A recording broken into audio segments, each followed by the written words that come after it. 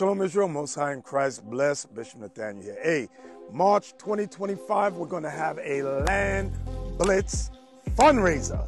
So what I need you all to do is hit the QR code, whatever that thing is right there, fill it out on all our social media platforms, because we blitzing. We need this land. We got to get this fundraiser done, Israel. I'm trusting you. Get it done.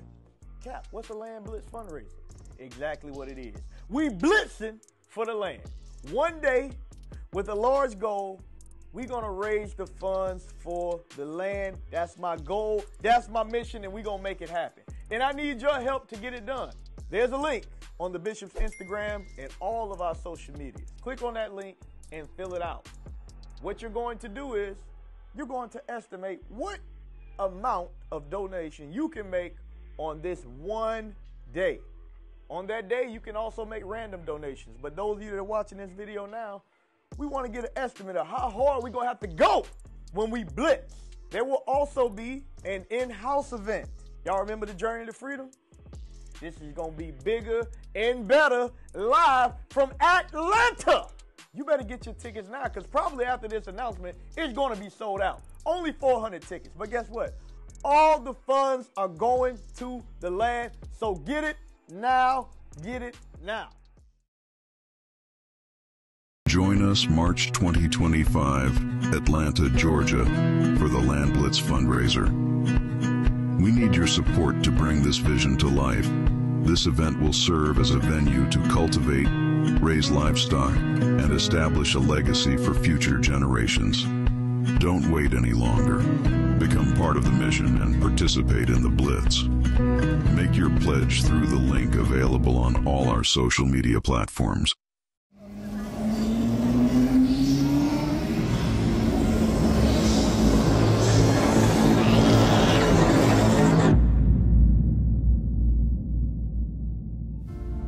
My expectations for the film is to leave with us a visual imprint on why we need to continue to make more films like what you see coming out of IUIC.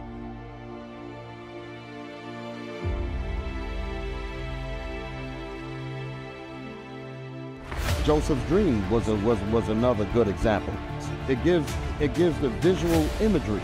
That's very important. We must be able to see things in our mind before we can act upon it. So what these films do, it actually puts a vision in our mind, and it gives us something to step towards, rather than somebody just quote-unquote telling the story. Now we got visual aid that helps us in our tenacious drive towards the truth of the Bible. And that's good for our children as well.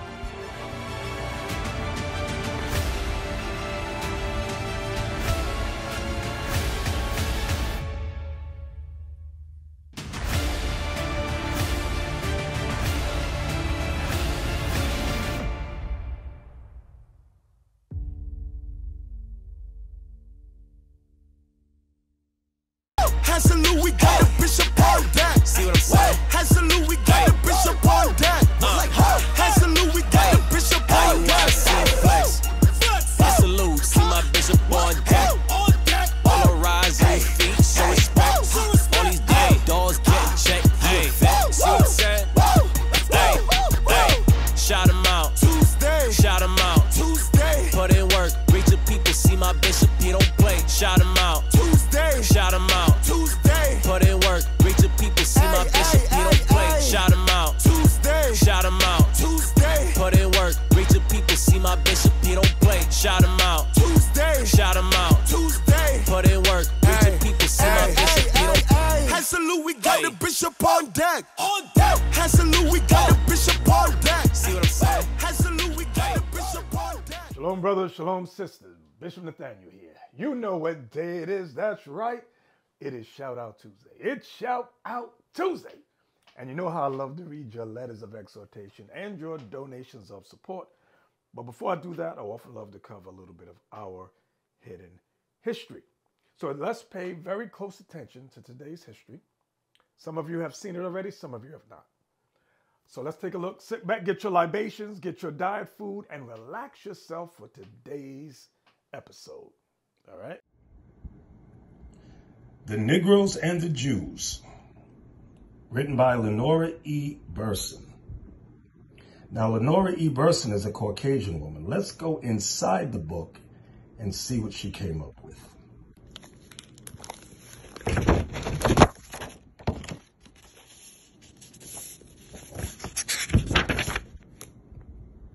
I'm on page 211. He recalled, my father was a janitor who liked to read the Bible and used to say, we are descended from the tribe of Judah. We are Jews. That's where the word Jew comes from, Judah. Recipes clung to the idea. Unlike the word Negro, Jew conjured up to him a rich history and culture, a religion and a language. Now I'm going to go down. You see the word the here, right? The. So I'm going to just start on the next page for time's sake. The Negro's claim to be Jewish is legitimate. Let's read that again. The Negro's claim to be Jewish is legitimate. The land of Israel is located in Western Asia and borders on North Africa. All of the native inhabitants of that region were non-white, meaning not Caucasian. When Spain expelled its Jews in 1492, many of them went to Africa. It seems probable that some of them were brought later to America as slaves. The spirituals never sing of African rivers. It's always the Jordan or the Red Sea. They don't sing about African chiefs or kings. It's David or Moses or some other Jewish characters from the Bible. Wow. The Jewish Encyclopedia, a descriptive record of the history, religion, literature, and customs of the Jewish people from the earliest times to the present day, prepared by more than 400 scholars and specialists. Let's go down. This is volume 4, okay? Published in 1803. 1803. Always tell you, get the old books, not the new ones, but the old ones.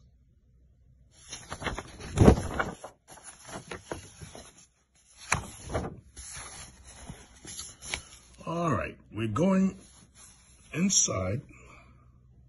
We're looking up the word Khazar. Now, if you notice, they have it spelled with a C here, opposed to a K, but it's the same race, the same people. The Khazars. So let's just go inside and hold on. Let's go down. All right. Among the classical writers of the Middle Ages, they were known as the Khazars, Khazirs, Akatsirs, and Akatirs, and in the Russian chronicles as Qualisis and Ugri Bayalye. Don't ask me if I'm pronouncing it right. I'm probably not, but y'all can see it for yourselves. All right, let's move over. I want y'all to, I'm going to read out loud. Y'all read along. In the second half of the 16th century, the Khazars moved westward. They established themselves in the territory bounded by the Sea of Azov, the Don and the Lower Volga, the Caspian Sea, and the Northern Caucasus. So they lived around the Caucasus Mountains of Georgia, Russia. The Caucasian Goths, Tetraxites, were subjugated by the Khazars, probably about the 7th century. This is Russian. I don't speak Russian. Sorry. I'm picking up right here with early.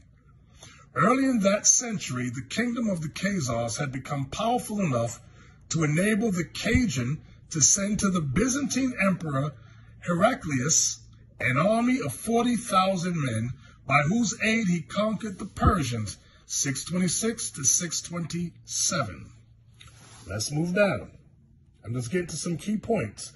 In 679, the Khazars subjugated the Bulgars and extended their sway farther west between the Don and Dnieper. Now, the Bulgars are going to find out were black people, okay? Let me see if I got it in here. The reason they're granted who has hitherto been called the white, or described in Chronicles. I'll cover that another time. But today, well, I don't want to get off topic. All right, let's get back over here. As the head, you know what? Let me go back. I know I forgot the main part. In 679, the Khazars subjugated the Bulgars and extended their sway farther west between the Don and the Dnieper, as far as the headwaters of the Donets in the province of Libelia. It was probably about that time that the Cajun Bullen of the Khazars and his grandees, together with a large number of his heathen people, embraced the Jewish religion. Whoa, whoa, whoa, whoa. Let's go down. Let's go down right here. All right. Some centuries ago, King Bullen, that's Cajun Bullen, reigned over the Khazars. To him, God appeared in a dream and promised him might and glory. Encouraged by this dream, Bullen went by the road of Darlin to the country of Ardabil, where he gained great victories over the Arabs. The Byzantine emperor and the Caliph of the Ishmaelites, that's the Arabs, sent to him envoys with presents and sages to convert him to their respective religions. So everybody wanted Cajun Bullen and his people on their side. Bullen invited also wise men of Israel. These men of Israel were black men. We're going to show you that. And proceeded to examine them all, as each of the champions believed his religion to be the best. Bullen separately questioned the Mohammedans and the Christians as to which of the other two religions they considered the better. When both gave preference to that of the Jews, that king perceived that it must be the true religion. He therefore adopted it. You see that? Let's go down. This account of the conversion was considered to be of a legendary nature. Harkavy, however, in Bilbasov and whatever that word is,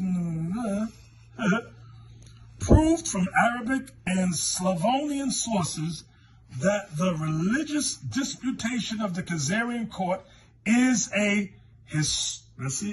historical fact. Wow. Let's move over.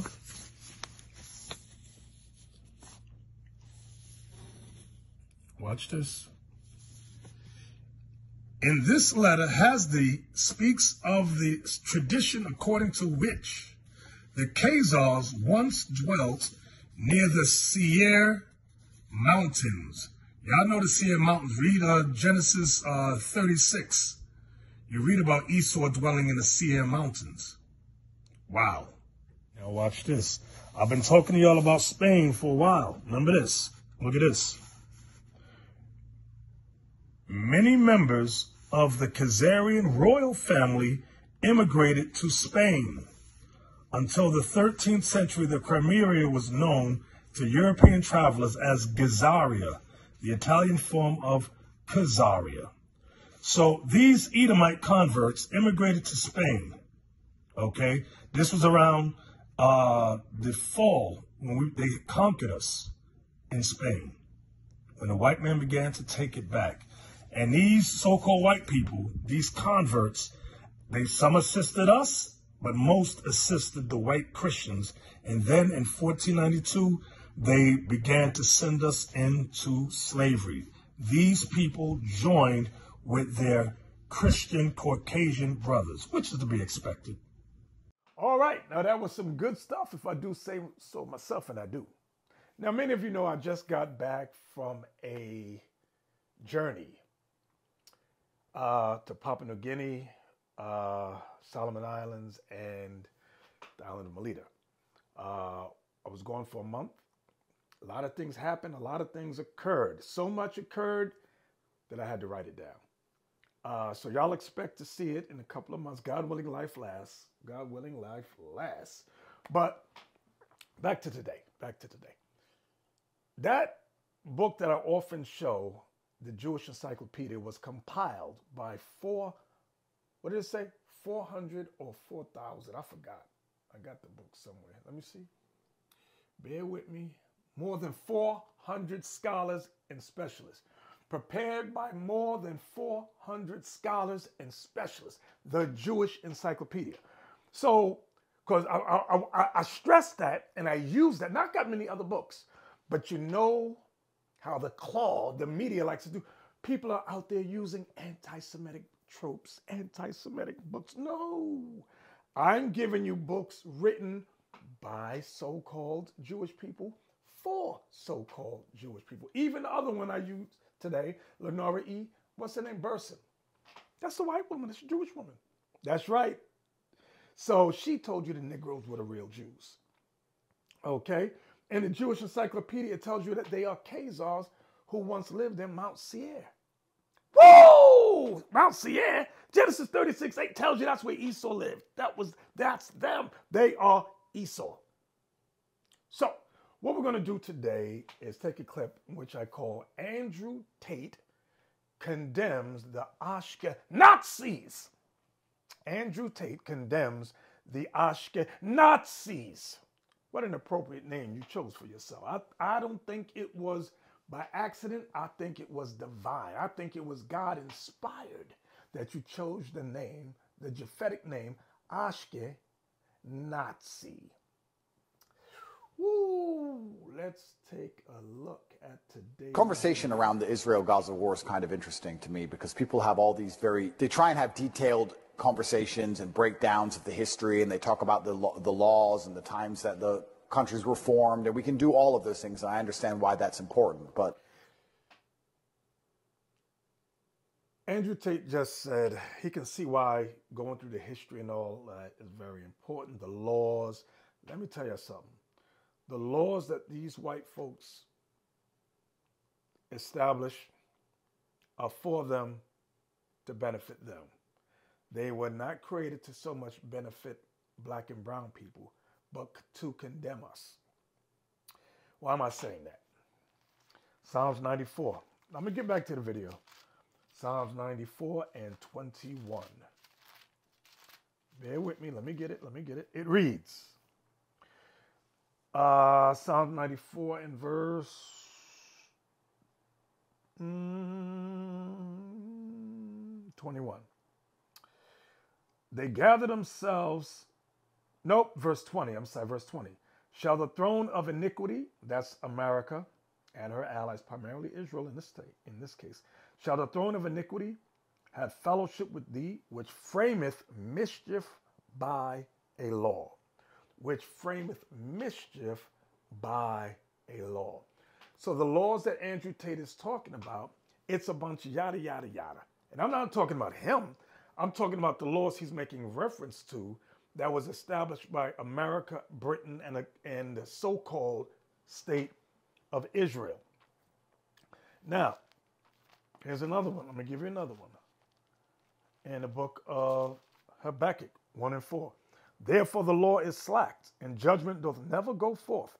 For the wicked doth compass about the righteous. Therefore wrong judgment proceedeth. The only reason wrong judgments go out throughout this earth is because the righteous, which is our people, have been enclosed by the wicked. Okay? So I'm going to go back now. I want to go back real quick. Let me go back to the very beginning because I only went in 14 seconds.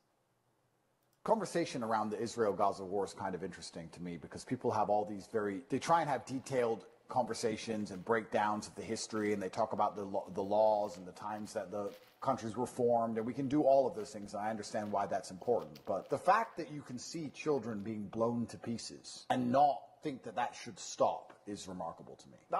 It's remarkable to me.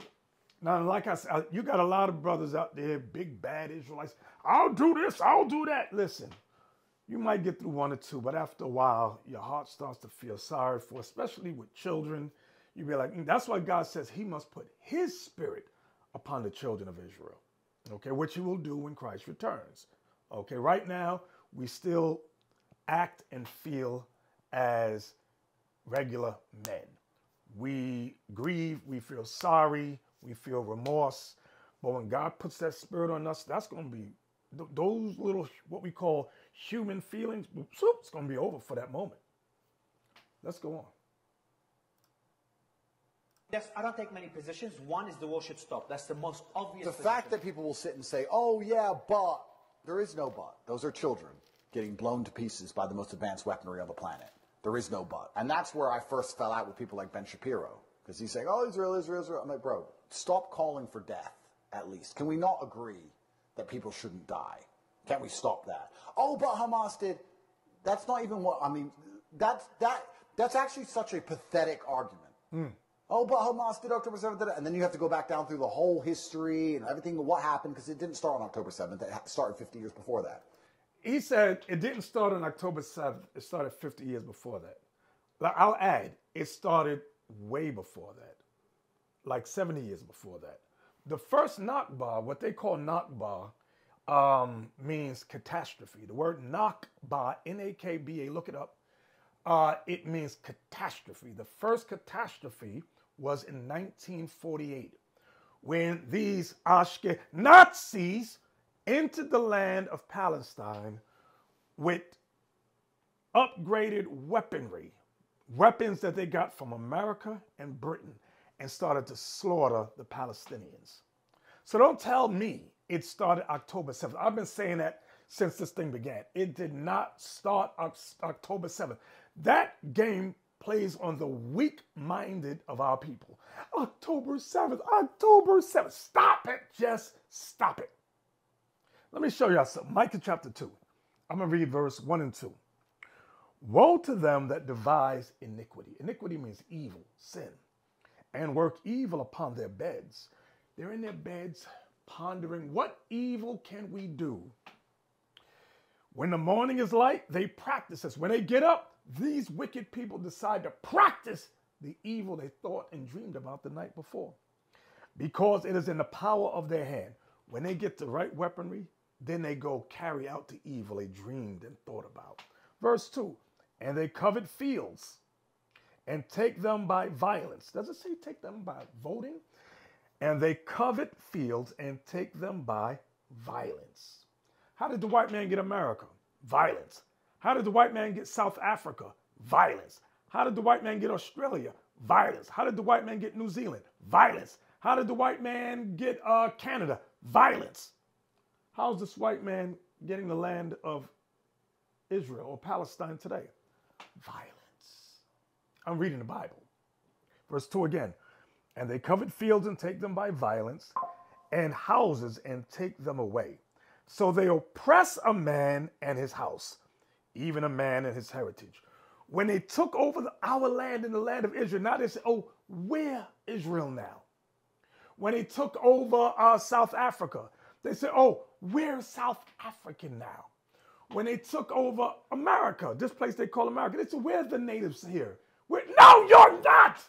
You oppress a man, even a man in his heritage. What am I reading? The Bible. Woo! And another thing that they do, I'm sorry, I'm going to get back to the video. Y'all just bear with me. This just burns my spirit when I see this stuff. Watch this. This goes for especially you Christians. Proverbs 17. Pay attention. And verse, let me look at it. 15. He that justifieth the wicked, and he that condemneth the just, even they both are abomination to the Lord. Let's read it again. He that justifieth the wicked. So if you try to justify what these so-called Israelis are doing, these Khazars, these Edomites are doing, he that justifieth the wicked, and he that condemneth the just. The evil they have perpetrated against black people. You condemn us when we stand up in rebellion. You condemn us when we stand up and criticize and revoke and rebel against you. A lot of you churches are like that, you black Christian churches. Let me read it again. He that justifieth the wicked and he that condemneth the just, even they both are abomination to the Lord. So the black church is an abomination. Because when we stand up for righteousness, the black church is the first to condemn us. You are an abomination to the Lord. When these Israelis drop bombs and genocide all of Palestine, you black church, you say nothing. You sit back. I see nothing, I don't know. Praise Jesus, praise Jesus. That's what you do, you evil bunch of black Christians. Let's go on. We're talking about babies getting blown up today. But these people are too emotionally involved to understand that. And yeah, I had big arguments with Jordan Peterson and Piers Morgan and Ben Shapiro after October 7th because they're on the wrong side of history. Oh, the video he did with Piers Morgan, that was good. I think he was on there twice, if I'm not mistaken. Very good arguments. Why don't they bring a brother on? Bring a brother on so I can show you what it means to be a true Semite, according to the Bible. I'll put so many holes in their lying trope of anti-Semitism to make all their heads spin. But they know the right ones to put on and the ones they say, no, not that one. Piers Morgan says, I like his stance. At least now, he tries to be balanced as much as possible. Well, he tries after I set his ass straight. Right. Because when I was arguing with him, he wasn't balanced. Correct. He was sitting there pretending that what Israel was doing was completely acceptable. Right. He was trying to justify the wicked, just like some of you at home try to justify the wicked. You black coon apologetics and you black coon Christians out there, you always justify the wicked. You see genocide going on. Are there any videos that you're making against that? No. What are you black Christians and you stupid black apologists and you Edomite apologists do? Let's attack the black Israelites. Let's attack the Israelites. Yes. Let's do videos on the... You don't see genocide going on in the world? You're some evil people out there. Let's go on. And I had to argue with them over it multiple times before he finally accepted that what they're doing is unacceptable. People like Jordan Peterson and Ben Shapiro have been calling for them to do what they've been doing all this time, and they still think it's acceptable. Yeah. And they're going to have to answer to the Creator in the end, because to sit... You nations will have to answer to the Lord in the end, all of you. And the end is soon approaching. What you see happening in the land of Israel, let me show you. Let me show you, you bunch of wicked people, especially you black Christians out there. Let me look for it. Jeremiah 49:20. Therefore hear the counsel of the Lord, meaning hear the Bible, that he hath taken against Edom. Who's Edom? All you so-called white people, whether you're in America or whether you are in the land of Israel, you're Edom. E-D-O-M means red people. The blood shows through your skin. Britain, France, Germany, all you are Edomites. Let's read it again. Therefore hear the counsel of the Lord, that he hath taken against Edom, and his purposes, that he hath purposed against the inhabitants of Teman. That's in the land of Israel. Surely the least of the flock, that's the state of Israel, Teman, that's the least of the flock of the Edomites. Surely the least of the flock shall draw them out. Surely he shall make their habitations desolate with them. God's going to make sure they're wiped out off the face of the earth. Now, I could go into that more, but on Sabbath class, I'll go into more detail. Behind your desk and call for the destruction of children is something that is so heinous. Your heart must be so black. I don't understand how these people even function. Right. And especially what's annoying about it to me is that these people have never even seen violence themselves. You know, when you've seen violence, you kind of understand it at a more intrinsic level. That's why the people who call for war are the people who don't go to war. Ben Shapiro sits behind his little desk on his booster seat telling everyone who to fight all the time. These little people that sit behind desks and call for wars and destruction, it's like an Adolf Hitler. A very little man. How tall was Adolf Hitler? About 5'4", maybe 5'2". But he's 999. Ishka. The hell is this? 9.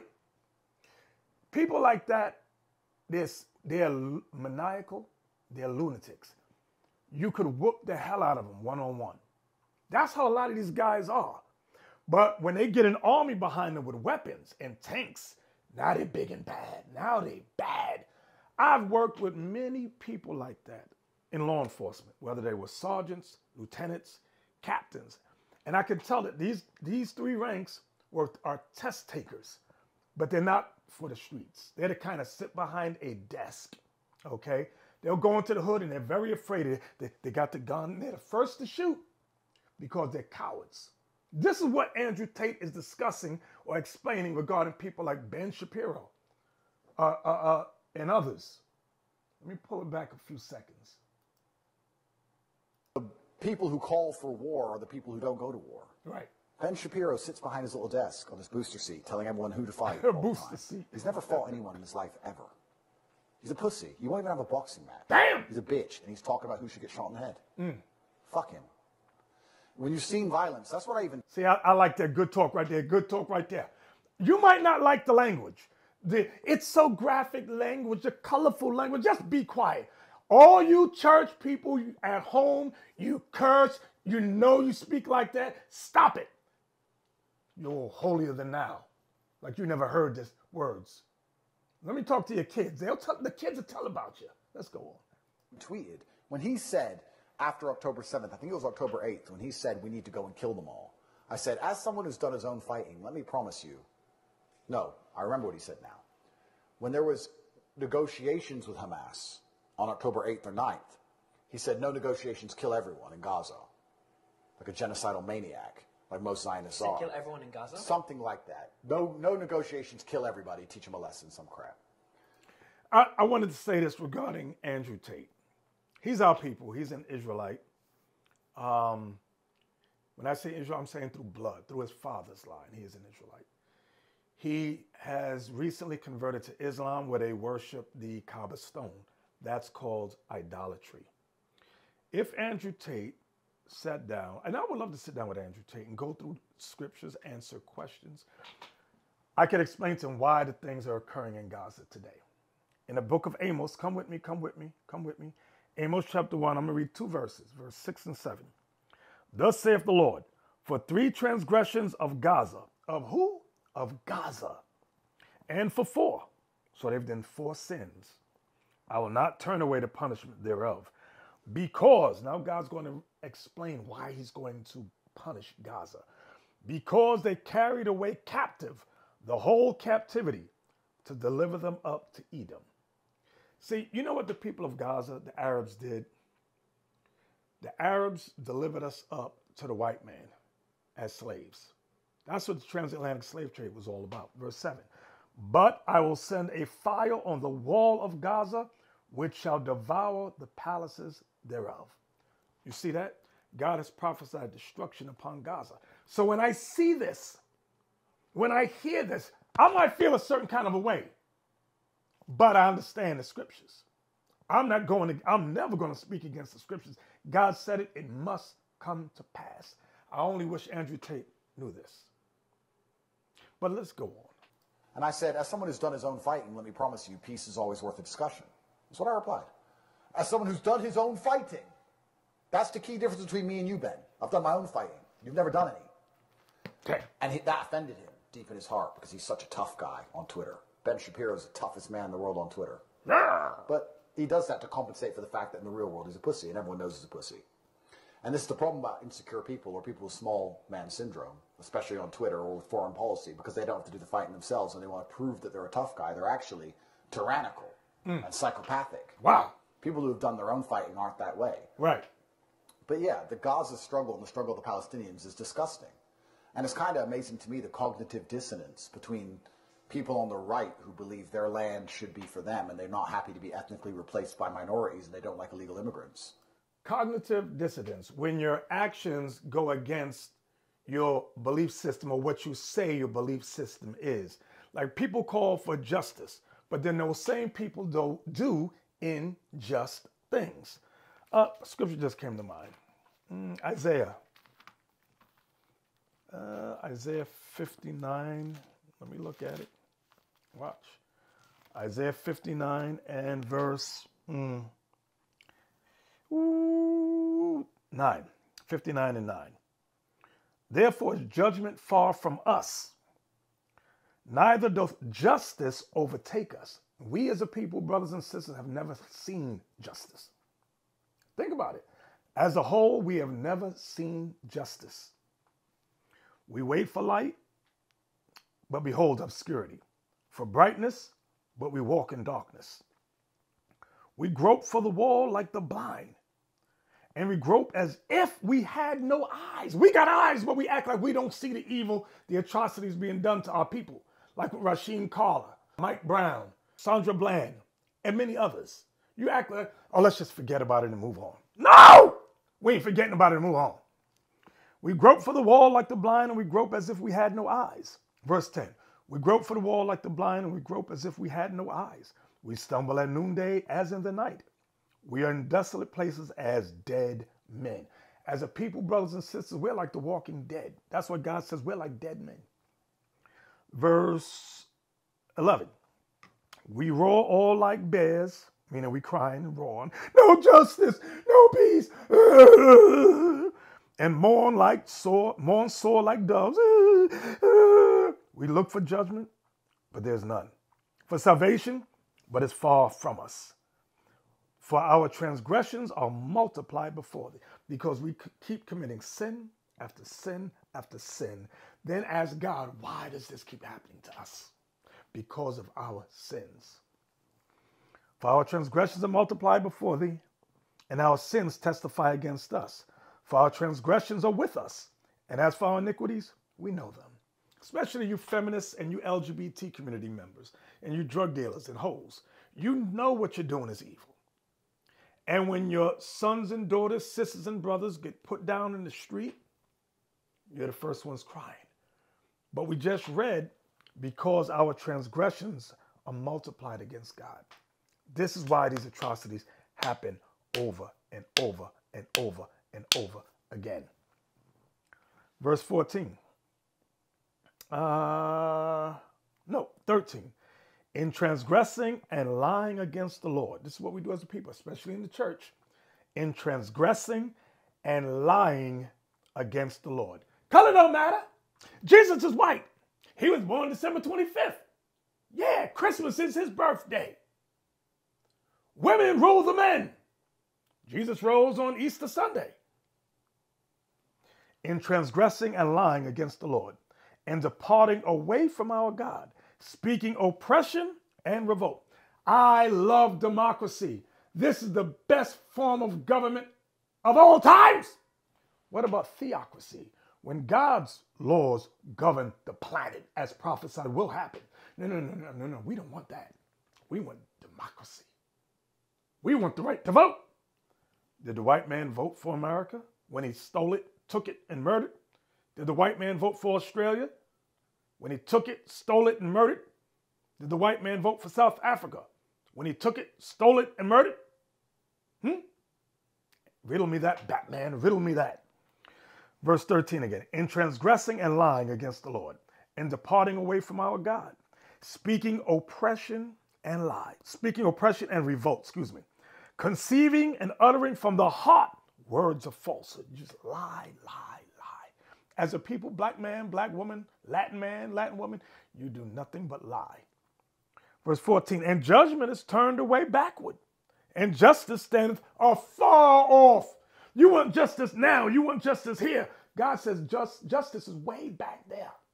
Way back there is no justice for black people. No justice for Latinos. No justice for the 12 tribes. Why? Because of our transgressions and our constant lies. For truth is fallen in the street, and equity cannot enter. Yea, truth faileth. We try to bring the truth to you. Who's the first ones to fight against the Israelites? The church.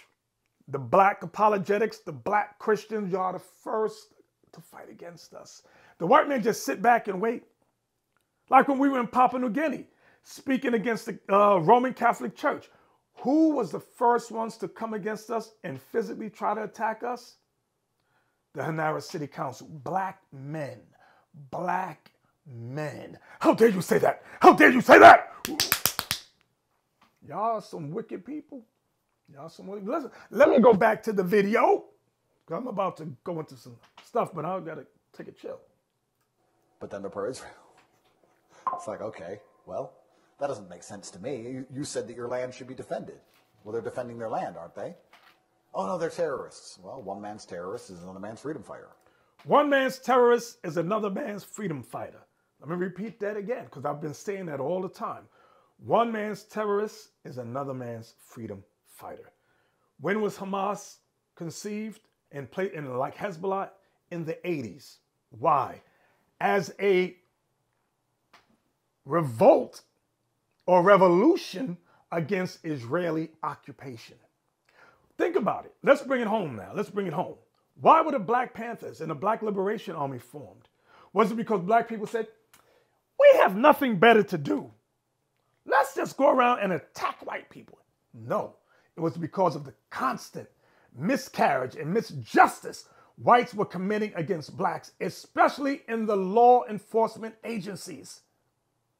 Black people were getting killed, slaughtered, hung day after day after day. And there came a time when black men and black women stood up.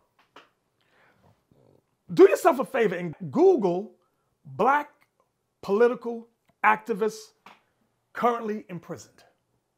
Do yourself a favor. There's a lot. There's a lot. They try to get us to condemn people like Asada Shakur. No, I'm not condemning her.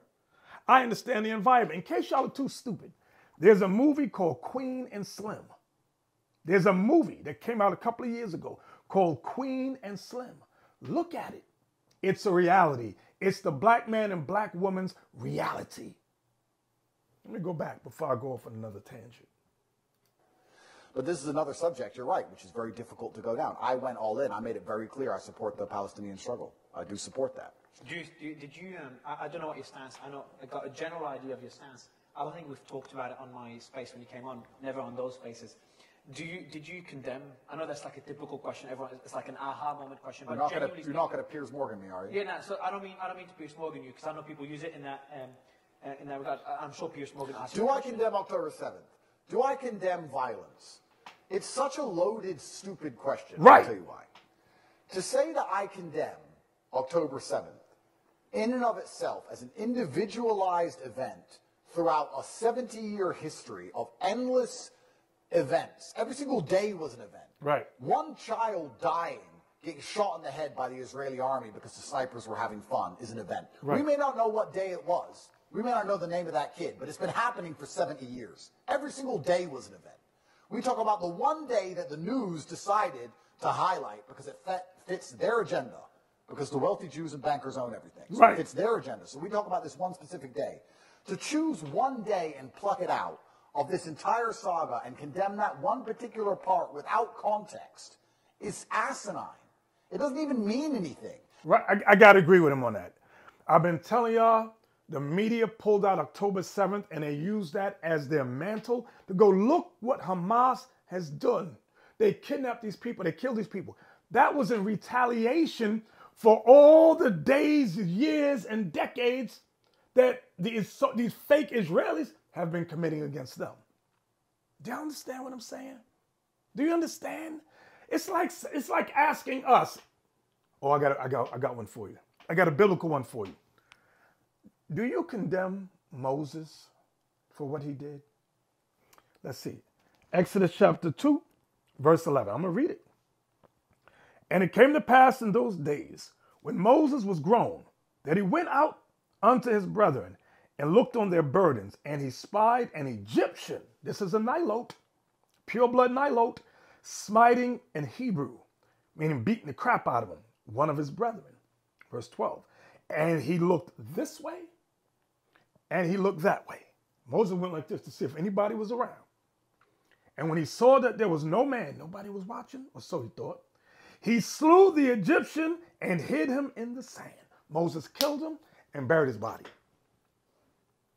Do you condemn Moses for protecting his people? Do you condemn Moses? Here's a better one.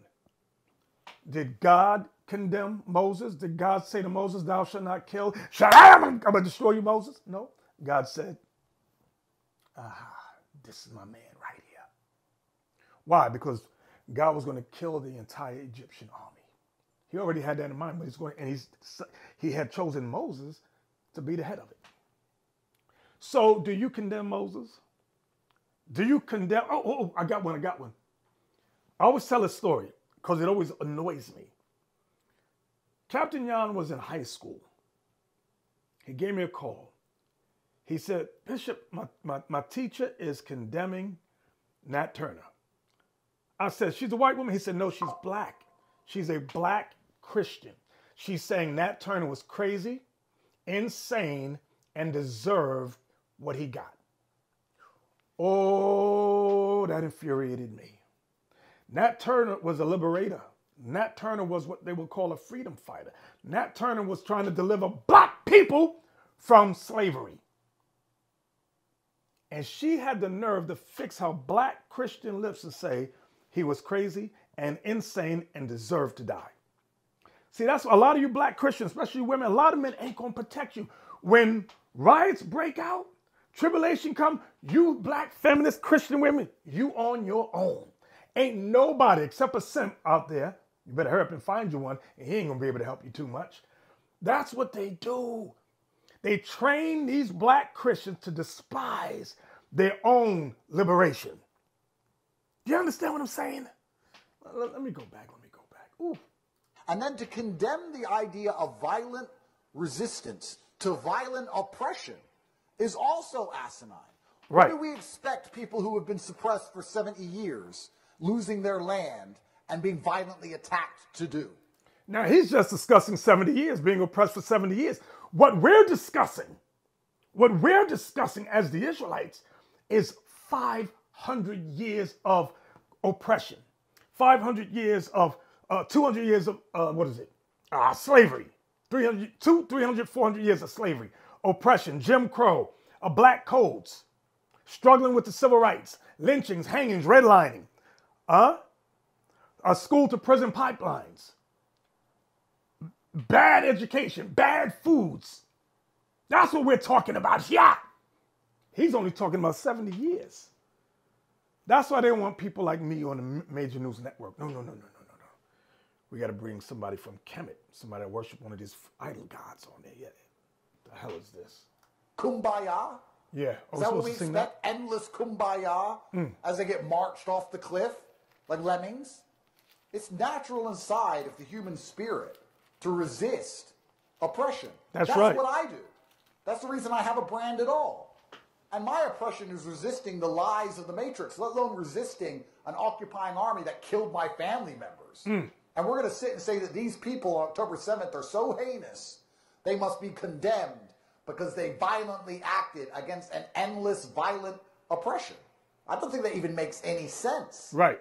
That's illogical. Illogical. The fact that they can't win the fight and they still feel forced to act shows how oppressive and disgusting the regime is in the first place.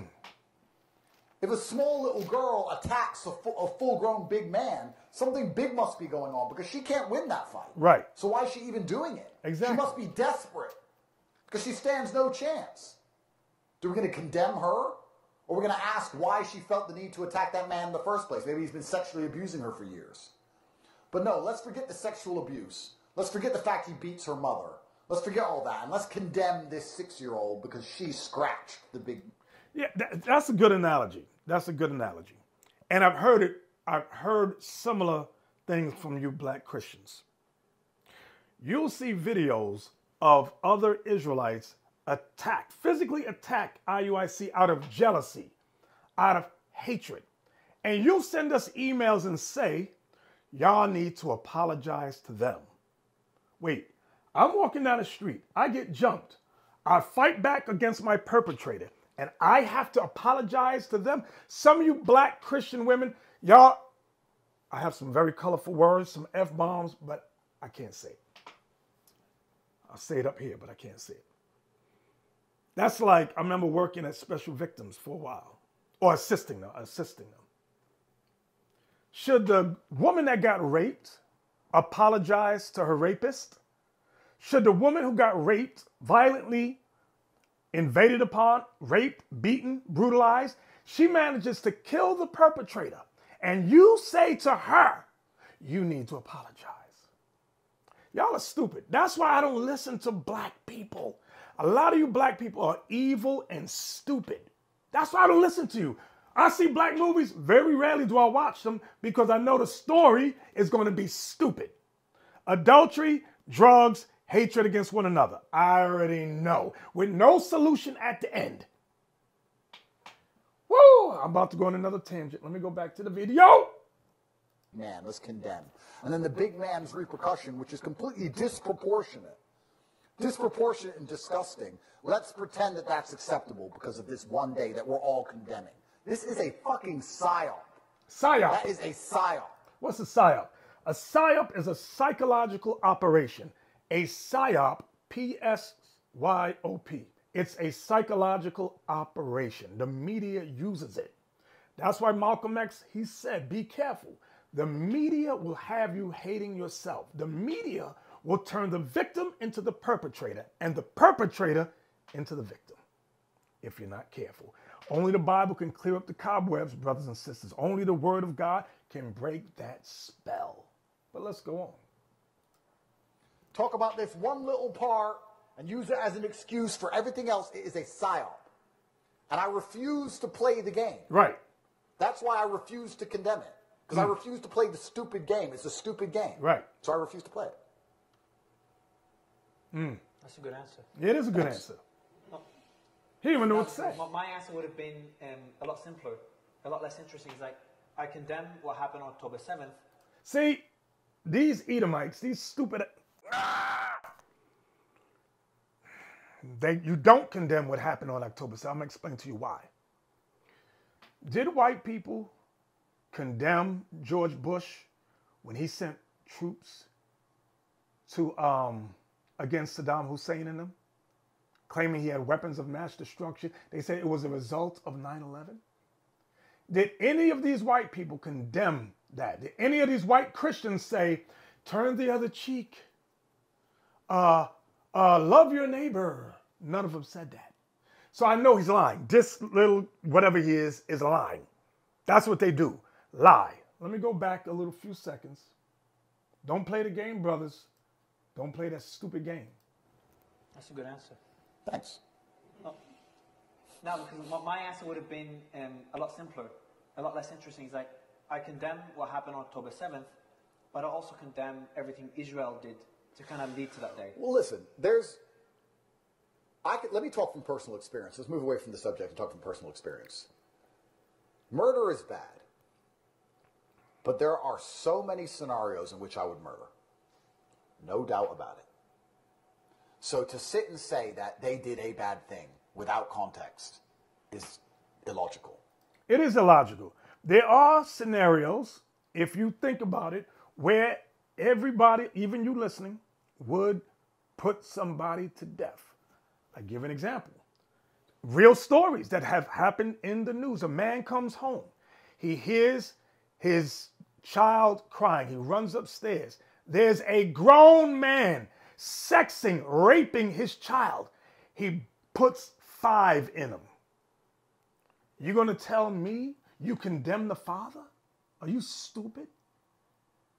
Another one that happened, I believe it was either Brooklyn. I think it was Brooklyn. A man on the elevator is raping a woman. The door's open. The woman is screaming, crying for her husband. The husband has a crowbar, a metal crowbar. He runs out and he smashes the man over the head, cracks his skull. The man dies. And the white man goes, we need to arrest him because he murdered someone. He was protecting his wife. And the Bible covers many of this stuff that I'm talking about. You don't know? Look it up. Let me just go back. Because murder is bad, but I would kill. No doubt about it in my mind. And there's a whole bunch of scenarios in which I'd kill. So for me to sit and say, I condemn killing without any context doesn't make sense. That's what they've tried to do. The general consensus of the PSYOP was to try and get everybody to condemn what Hamas did on October 7th, to try and explain away the genocide which took place afterwards. And it worked for a while. But the genocide's gone on for over a year now. Right. Yeah, even the Saudi king called it a genocide a few days ago. Yeah, it's gone on for over a year. So it didn't work with me at the beginning. But you know, my brand and a lot of my... Your a lot of my online presence is based on the fact that I'm right before everyone else. It's not that I'm the only one who's right. I'm just right first. I was right on COVID first, and I was right on October 8th. Let me say something. These little stupid laws, hate speech laws that the Anti-Defamation League's trying to put in place, anti-Semitism, all that crap, even taking the lands from the Palestinians in the West Bank, Gaza. They're into Lebanon now, trying to take Lebanon, and they want Syria. They want to take Syria. Isaiah 10:1 says, "Woe unto them that decree unrighteous decrees, and that write grievousness which they have prescribed." Now, we often talk about Pope Nicholas V. He wrote an unrighteous decree called the Papal Bull, where he orchestrated and instituted the transatlantic slave trade. That was unrighteous. The treaties done against the American Indians, unrighteous decrees. Even the ones that Andrew Tate is talking about, all these are unrighteous decrees prescribed by white people for the benefit of white people. Let's go on.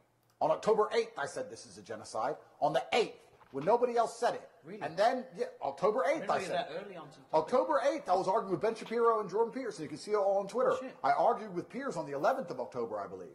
I'm calling it a genocide. So that's before the whole narrative shift. Oh, yeah.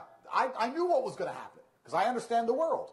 I understand PSYOPs very well. What did we say at the beginning of this interview? How they use the media and they line things up so that they can use the judicial system to then have the public support their public attack or their lynching of a part person. They use the media to set up what they're going to do. The way they came after October 7th, the way the media started talking about how October 7th is the worst thing that's ever happened, I knew that the repercussions for that day were going to be disproportionate. I knew it. By the way they were setting up in the media, or they wouldn't have mentioned it at all. There's been violence in Gaza and Israel for the last 70 years. They barely talk about it. They don't care. The fact they jumped all over October 7th and made a big deal of it was only to lay the ground for their genocide. He's 100% correct. The media is a PSYOP operation. They use psychological operations on the people. First Ezra, let me show an example. First Ezra chapter 5 and verse 73. "And by their secret plots and popular persuasions and commotions." The media is popular. It causes popular persuasion. It persuades you to what they want you to do. Then it says, and commotions. It riles up commotions amongst the people. October 7th, and they keep showing the visuals of the evil Palestinians going in when they're scooters with kites and kidnapping and shooting, and you all go, that's so evil, it's evil. But meanwhile, back at the Rand for the past 70 years, since 1948, these settlers, these so-called Israelis, for the past 70 years, they've been raping, robbing, and murdering the Palestinians. That's like for the past 500 years, they've been doing the same thing to us. Let me show you what Christ said in John 10. John chapter 10. This is an explanation for when they use words like settlers, which is a nice way of saying something else. John 10 and verse 10. "The thief," talking about a thief, "the thief cometh not but for to steal and to kill and to destroy." Now today they don't use the word thief. They call it a settler, a colonizer. Christ called him a thief. "The thief cometh not but for to steal, to kill, and to destroy." Why did they come to America? To steal, kill, destroy. What about Australia? Steal, kill, destroy. Why did the white man go to South Africa? To steal, kill, destroy. Why did they go to New Zealand? To steal, kill, destroy. Why did they go to Canada? To steal, kill, destroy. Verse 10 again, "The thief cometh not but for to steal and to kill and to destroy. I am come that they might have life." Talking about our people. He came for us, and that they might have it more abundantly. Christ wants to give us eternal life in rulership, domination, world dominion. I like it like that, world dominion. That's what he's going to give us. Now, Psalm 64 and verse, I think it's verse 2. Psalm 64 and verse, let me see, let me look at it. Psalm 64, verse 1. Hear my voice, O God, in my prayer. Preserve my life from fear of the enemy. You got to know who the enemy is. Verse 2. Hide me from the secret counsel of the wicked, from the insurrection of the workers of iniquity. You got to know the enemy. You got to know the workers of iniquity. We've gone over with many classes, the other nations, and particularly this so-called white man. That's right, I said it. It's this so-called white man, numero uno. He ain't the only one, but he's numero uno on God's hit list. You can read that in Psalms 83. When you get a chance, when you get a chance, when you get a chance. Now, I'm going to go over here. Watch this. Y'all bear with me. Watch this. Psalms 140:1. Deliver me, O Lord, from the evil man. Preserve me from the violent man. Now you got to examine the world to see who's the evil man, who's the violent man, who's perpetrating evil and violence consistently. It ain't me. I'm just reading the Bible. It's the white man. It's the white man. It's the white man. Verse 2, which imagine mischiefs in their heart. Continually are they gathered together for war. You're looking at it on the news every day. The Palestinians have no chance, no hope of fighting back against Israel. Then when things calm down and it's these so-called Israelis, these Amalekites, take all the land, the Palestinians are going to come together and then strike in retaliation for what was done this whole year. And then you, at home, you're going to go, look at what those evil Palestinians did to those harmless Israelis. They were so harmless and innocent. That's what you're going to do. I'm telling you before it happens, because I know the mind of a Negro. I know the mind of the ignorant of our people. Woo! I tell you right there. So I'm going to calm down, take a sip of my tea, and let's go in for the reading of the shout-out letters and donations, all right? All right, let's get to the reading of the shout-out letters, shall we? Let's take a look. All right. This first one says, Dear brothers of Israel united in Christ, my name is Antonio A., and I was contacted by you all at least a year ago. I was selling through my folder and came across the massive, what does that say? Massive that was message that was enclosed to me. After finally reading it, I became intrigued with the message that was being conveyed. I'm not religious, but I've always straddled the fence in regards to the matter. I'm always curious and open to learning something with new expectation when it comes to spirituality. Therefore, I'm willing to hear what you have to say. Okay, that's from Mr. Antonio A. This was one of the prison letters. Okay, gotcha. All right, this next one reads, this is a Shout-Out Tuesday one. All right. Shalom, Bishop Nathaniel. I pray that all is well with you and your family and that the Most High God will continue to keep you all safe and under his protection. As you and leadership and deacons and captains, soldiers travel here, home and abroad. Thank you for classes 24/7 that teach us our history. This is, it's written in script, so y'all bear with me. This is short to is my, this is what, something my appreciation. Oh, this is what, this is, oh gosh. This is how I express my appreciation and to give this small alms to the Booster Club. Please hold me in prayer that one day I can attend more consistently as my health issues improve. Again, thank you for the teachings, learning how to live and what holy days study, pray, and apply is making change in my life. Most High in Christ bless. Sister Norma R. Thank you, Sister Norma. All right, y'all got to excuse my reading. I'm from remedial school, y'all know, understand. So next letter says, Shalom, my UIC family. Thanks to your teaching and interpreting the Bible, we see the Bible alive before our eyes. We are cheerfully giving to help wake up our people around the world. We are so grateful to our God for opening our eyes and understanding. Most people we tell can't hear or see the truth. Thank you all, Colise and Sharon. They are sisters. Thank you, sisters. Thank you. This next one says, hello, Bishop. I want to thank you and Bishop Yalsop, Bishop Kanai for your great leadership. My donations for the Booster Club to help wake up our people. From Sister Teresa B. Thank you, Sister Teresa. All praises. All right, this next one says, Shalom, Most High in Christ. Blessed, hope, all is well. This is my arms. Says, I go to court November for my name change. If need be, taking my Bible with me also from Babylon to Timbuktu as well. My Donovan Combat Bible Dictionary to bring it out, that we are not of Ham. Well, I wouldn't give the courts too much. It's something called TMI, too much information.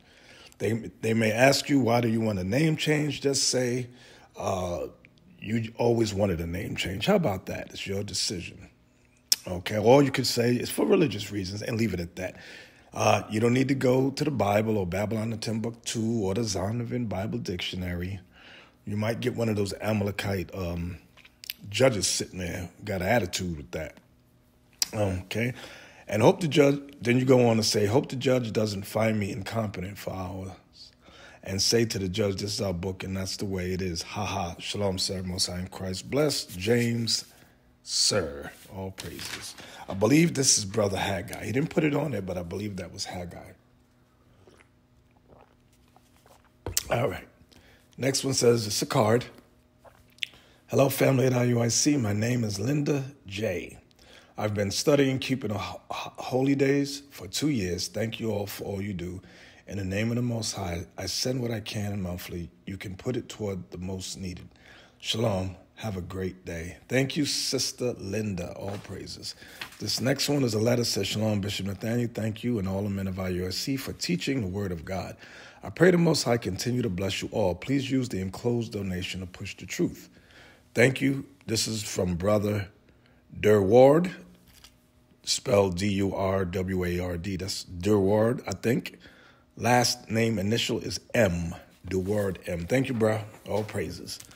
All right. This next one says, Majestic. Shalom, Most High in Christ, bless you all. General Bishop, great leadership. Let the elders that were well be counted worthy of double honors, especially they who labor in the word and doctrine. 1 Timothy 5:17. Therefore said he unto them, the harvest truly is great, but the laborers are few. Pray ye therefore the Lord of the harvest that he would send forth laborers into his harvest. Luke 10, verse 2. Behold, how good and how pleasant it is for brethren to dwell together in unity. Psalms 133. Bishops, deacons, captains, officers, soldiers. This is war. No mercy. All praises to the Most High. Shalom, Sister Carol. Thank you, Sister Carol. Last initial I. Thank you so much for the card. It says, thank you, mighty men of God. All praises. All right. This next letter says, Shalom, Bishop. How are you today and your family? This is Brother, what does that say? Okay, here we go. Brother in Aoya from Africa, but now I'm living in America, Ohio, Cleveland. This is my first greeting. I pray God that one day I will meet you in person and have a picture with you. One, Bishop, there's an American white preacher called William Mariel Branham. William Maria Branham, Branaham, that you never talked about him or his church. I never heard about it. I think maybe you don't know him. I don't know him. Or you never heard about him. I had never heard about him. This guy is worshipped in Africa. Wow. This guy is worshipped in African countries, more especially Central and South Africa, than Jehovah's Witness, Ellen G. White, or any white churches. Type William Branham in Katanje, Congo, and see how idolatrous Congo is, too. Bishop, this is my last point. But my opinion, what if IUSC starts playing original royalty movies to continue spreading the truth? We wish IUIC to start acting movies like that of Nigeria, Nollywood, to correct these companies of movies like Hollywood or Nollywood. I know IUIC can do it. God bless you and love you. All praises. All right. This is from brother. Okay, your name is Ntoyah. Ntoyah. I see your phone number here. I'm going to make sure that someone reaches out to you. And we have 2 schools in Ohio, so you can definitely come on by, brother. Definitely come on by. All right, this next letter says, Dear Bishop, please accept this small alms towards the land. I give what I can, pretty much out of the most of the money I touch. Just doing what I can for the Lord. I hope all is well with the house of faith. Wow, house of faith, I like that. Well, shalom to you. Most High in Christ be blessed. Your brother, King James of the Los Angeles camp. All praises. Thank you, King James. All praises. This next one says, this is from Annapolis Junction, Maryland. It says, you're united in Christ. Please accept this. I pray the Most High God keeps blessing your organized nation. It says sincerely, but you didn't put your name on it. But you know who you are, and the Lord does too.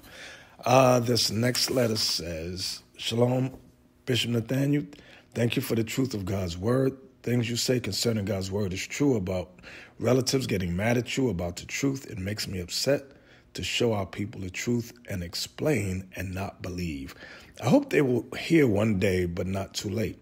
Our people love white Jesus so much that we will give up the kingdom of God for it. Yep, that's true. Shame to our people before our God. But thanks to you and IUIC, Israel is on the rise. That's right. Continue in God's speed.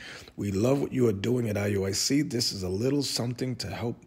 More is coming. Don't stop the vision you have for our people. Most High in Christ bless. From Barry, Loretta, Zanaya. That's 3 of y'all. I believe that's 3 of y'all. We love you, your family. Okay, you would like a calendar. Okay. I see it. I put it to the side. Definitely get that to you.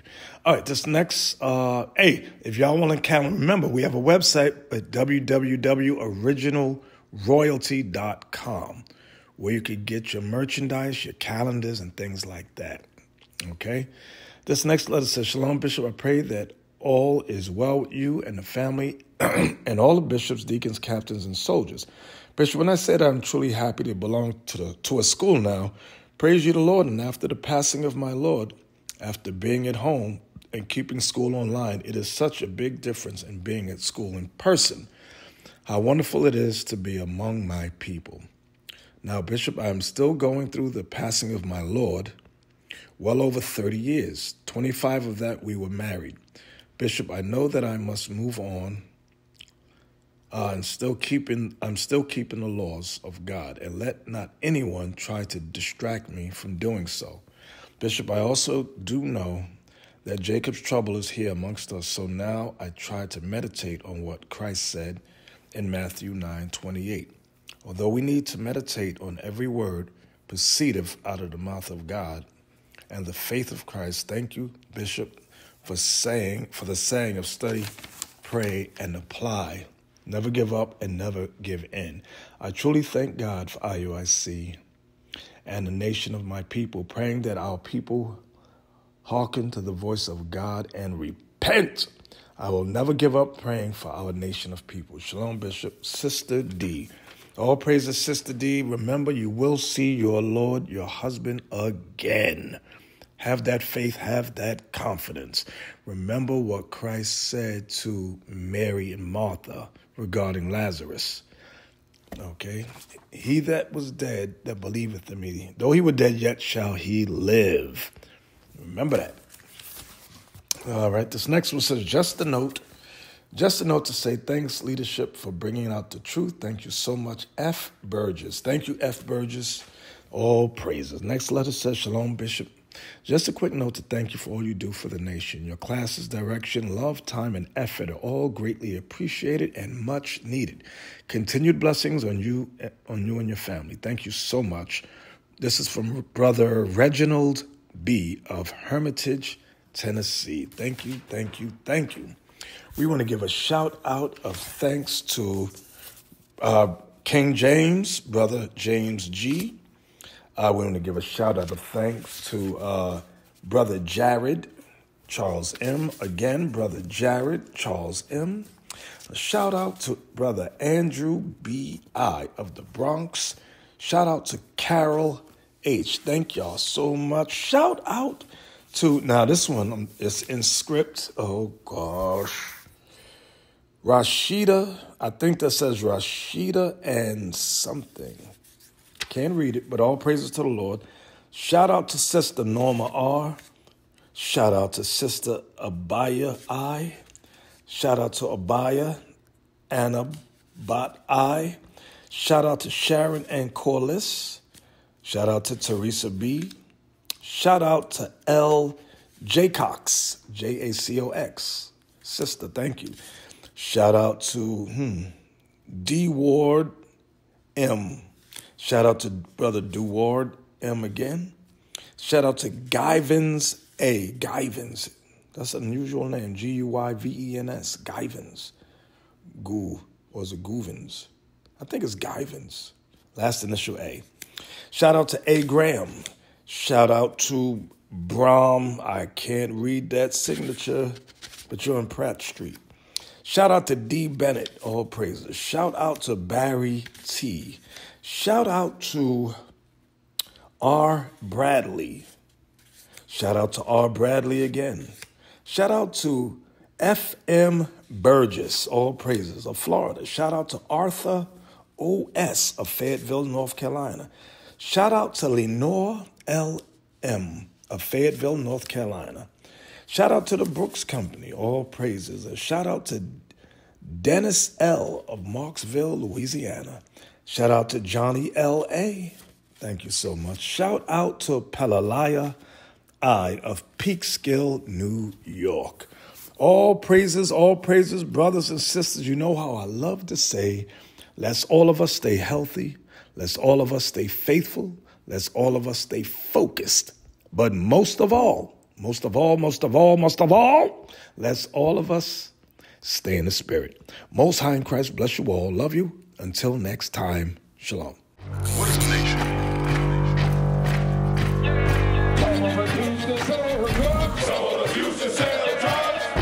Nation is men leading by example.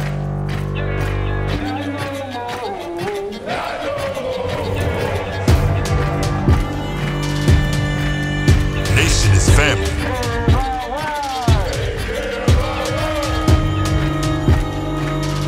Nation is community. Nation is children with role models.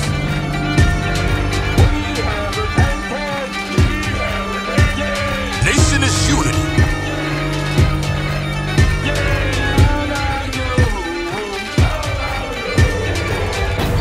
Nation is you.